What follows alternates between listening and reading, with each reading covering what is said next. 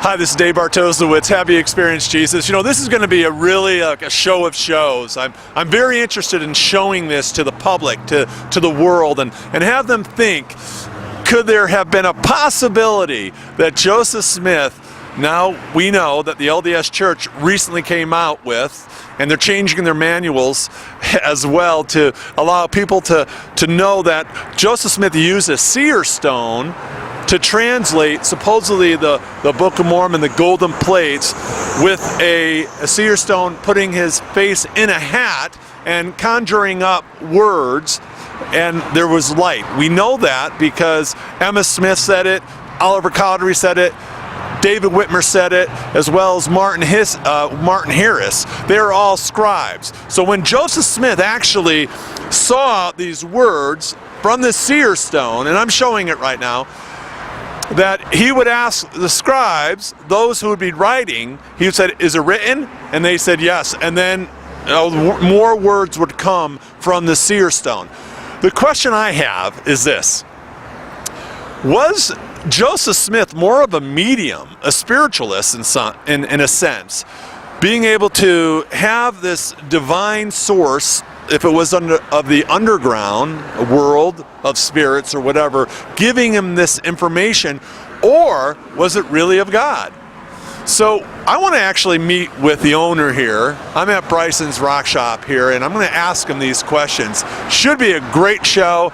I'm sure you're going to be interested to see what's going on. Thanks for watching. Especially with all the new things that have come up recently about the LDS Church stating that Joseph Smith did use a seer stone that he put in a hat, and he actually saw words within the seer stone that he used, and right now I'm showing that to you so you could see the seer stone he used. I've decided actually to come to meet with Dave, who's actually the owner of Bryson's Rock Shop here in Ogden, Utah. So if anybody who is interested in wanting to visit Dave, you can come up to 326 Washington Boulevard and actually see his location. It's a mass with many rocks, many different forms of rocks.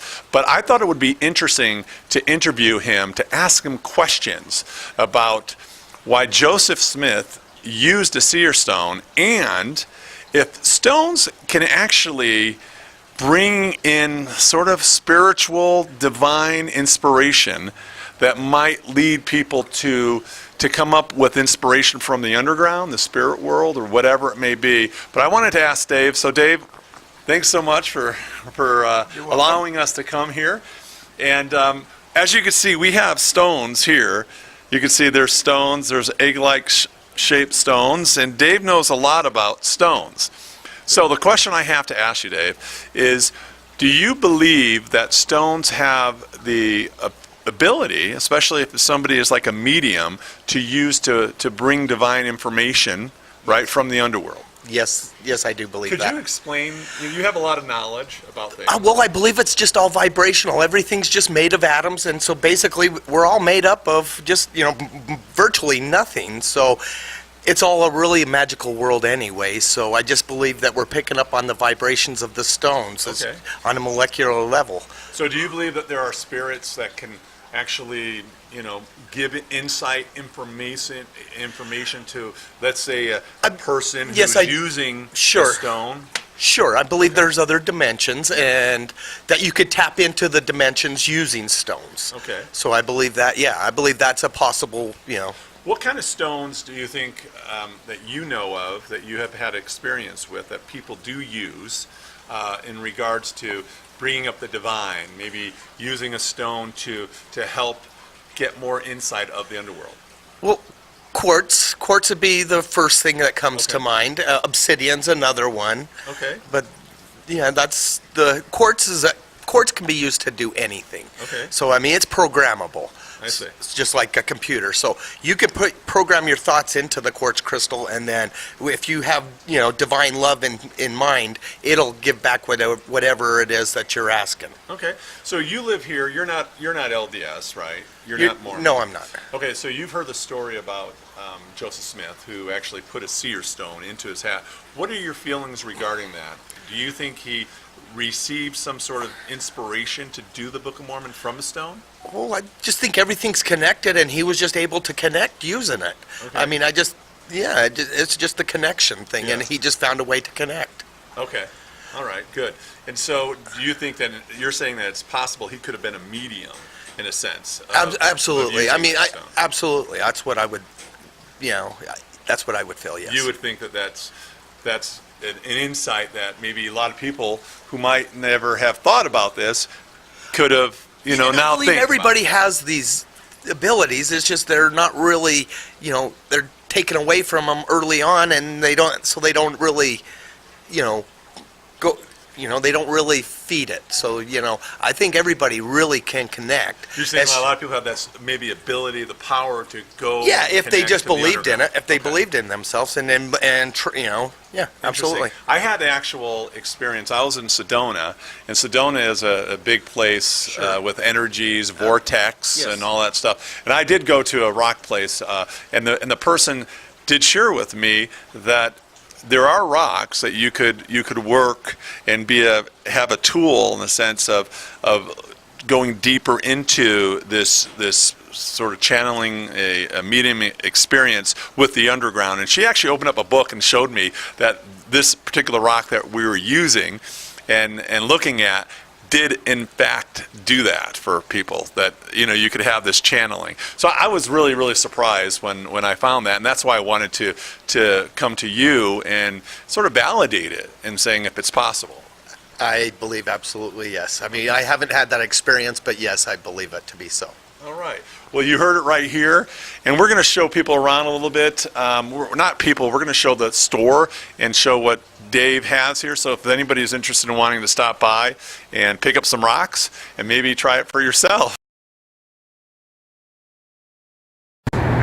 All right, as you can see, I'm here in Ogden. I just visited with David at Bryson's Rock Shop, but I wanted to show you a little glimpse of this Ogden Temple. And you can see behind me, there's the Ogden Temple. It's really kind of interesting because with mediums and with spiritualists, they actually work with who? They work with the dead. Now, if you're looking at Mormonism, one of the things that they actually do, they work in this temple mostly baptizing people, spirits who have died, right? And they believe by doing these rituals of baptisms, as well as marriages of people who have died, that they can go to heaven. So in essence, it's kind of interesting when you think about it. The Mormon temple is doing work for the dead. It's really interesting. I just wanted to give you that understanding. Now, another thing I wanted to give you some insight on that I've learned just recently by actually Mike, who's from Kansas City. Mike, thanks for this insight. I'm doing something that I want to bring some awareness to. I don't know if you ever heard of this individual named Johannes Greber. Now, Johannes Greber was an ex-Catholic priest, and he left Catholicism, and actually he became a writer, but he worked with spiritual matters, and he created a book called Communication with the Spirit World. Let me give this to you right now. That's his cover. Now, one of the things that I want to talk to you about this individual is he also worked with the Jehovah's Witnesses, and they believe that he had the ability to translate the New World Translation, which part of his translation that he received from the spirit world was actually given to Jehovah's Witnesses on their Bible that they use, the New World Translation. Now, one of the things I do want to talk about within this, he mentioned quite a few things. He mentioned how he was able to receive this translation.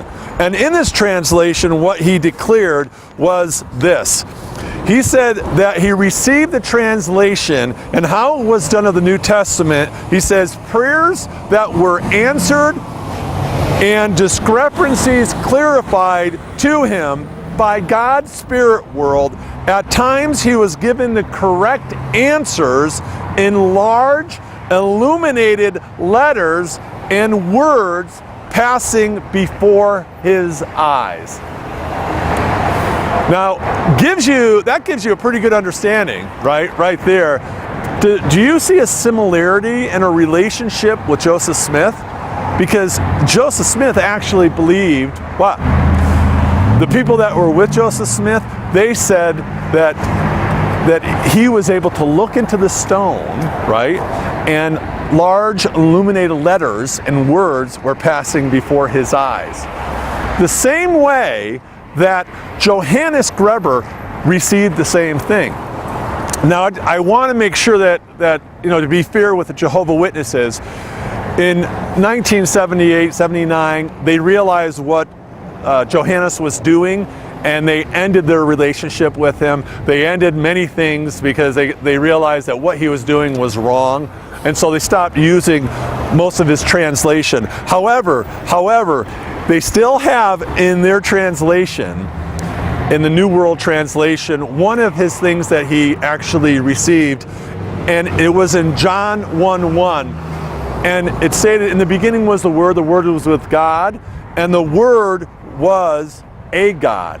So they still use that. That was part of his translation. Now, I want to give you a little insight of Joseph Smith's translation, because Joseph Smith also, he translated, right, the Bible and the New Testament.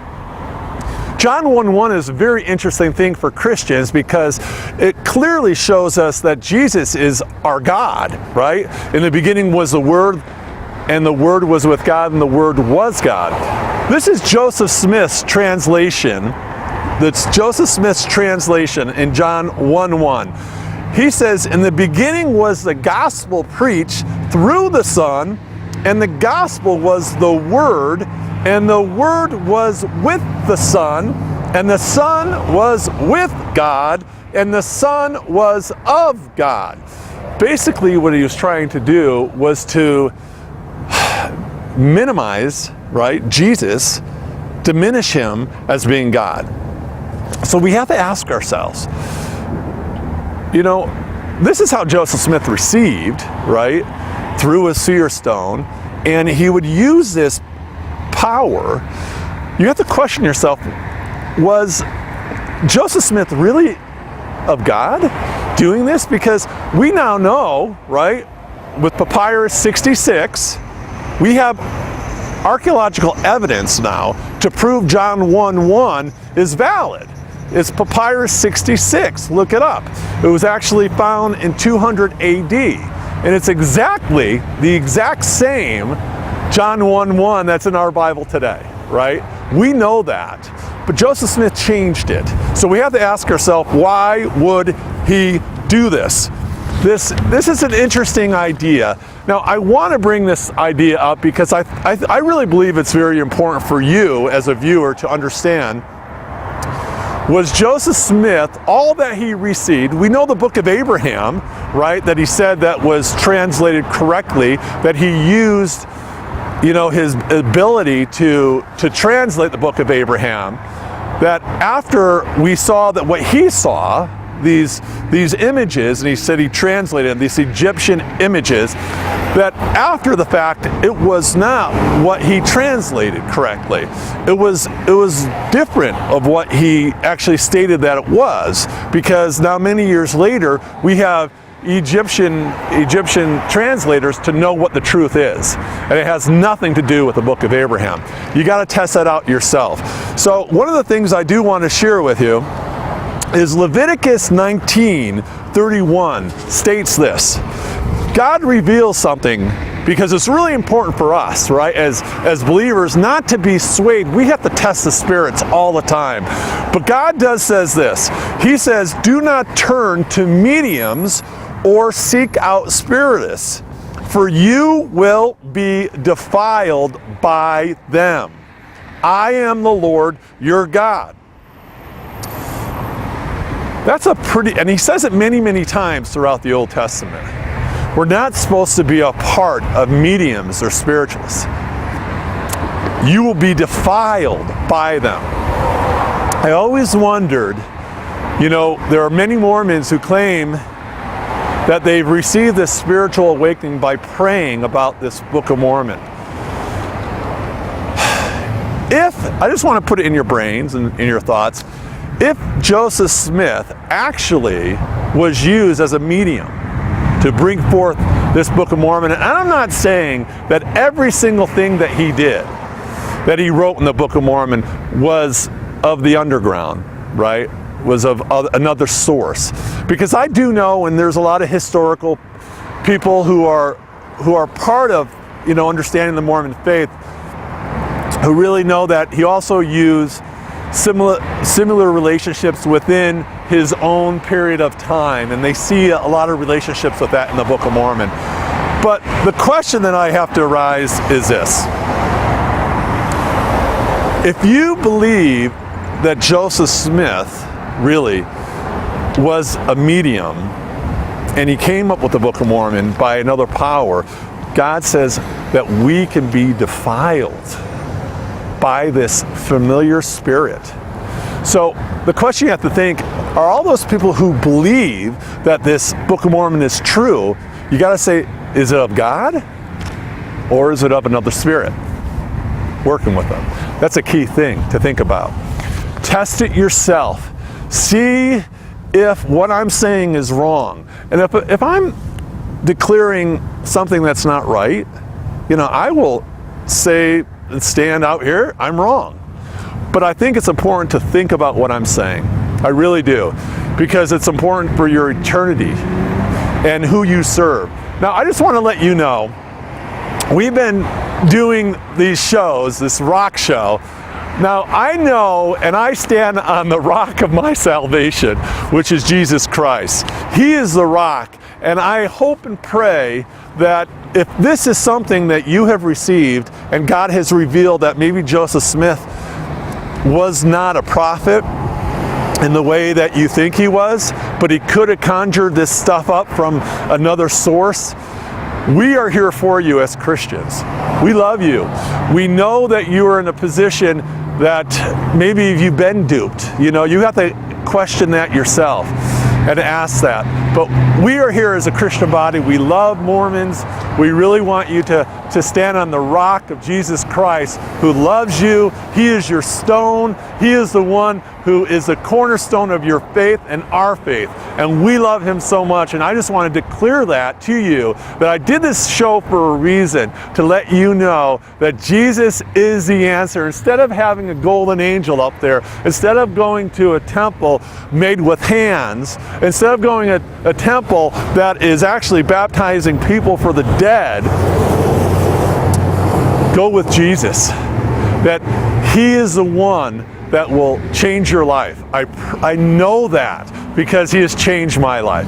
Thanks for watching. I love you guys. God bless you, and I hope you enjoyed the show.